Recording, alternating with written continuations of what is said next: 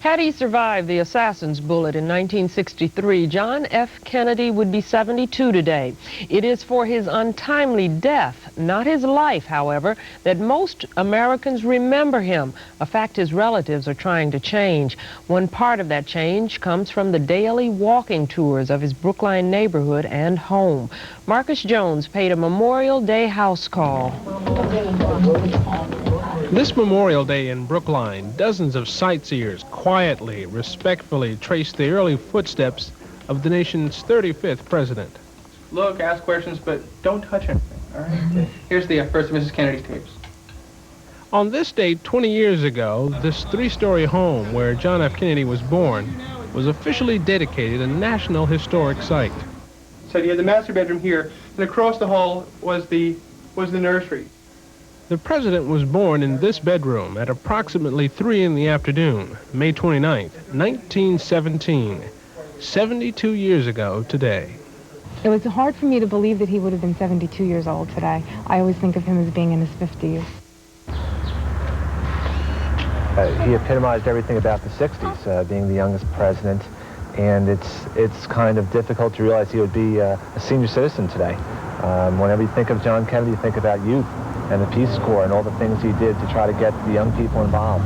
And to realize that he would be old enough to probably be my grandfather today is kind of it's culture shock. Chair of the Maritime Commission, I then became ambassador to the Court of St. James in '38. I think that I've learned that there was a very strong sense of family, and that's important to me because that's part of my values, and I'm very close to my own family. Is there anyone like him today? Today? Well, I don't think so.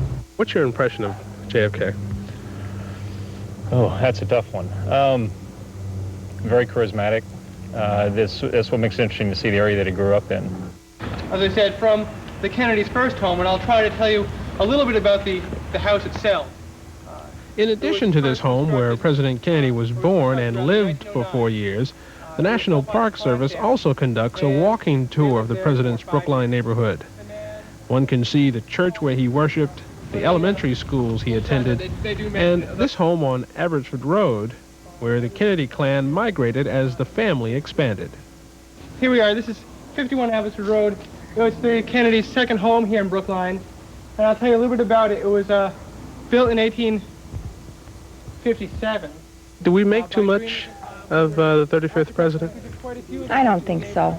Personally, that's my own opinion, but I think the nation's interested in his life and what he stood for and what he tried to do for our country, and I think that generations to come will be as much interested as we have been. In ceremonies this weekend, members of the Kennedy family have tried to generate a new awareness of President Kennedy's birthday. It's the family's hope that by doing so, people will begin to focus more on the president's purposeful life and less on his tragic death. I saw the president gunned down when I was 10 years old. And I always remember that day as a day that should not be honored, but rather to celebrate what John Kennedy stood for in getting people involved. And today is a very important day to me. For the 10 o'clock news, I'm Marcus Jones.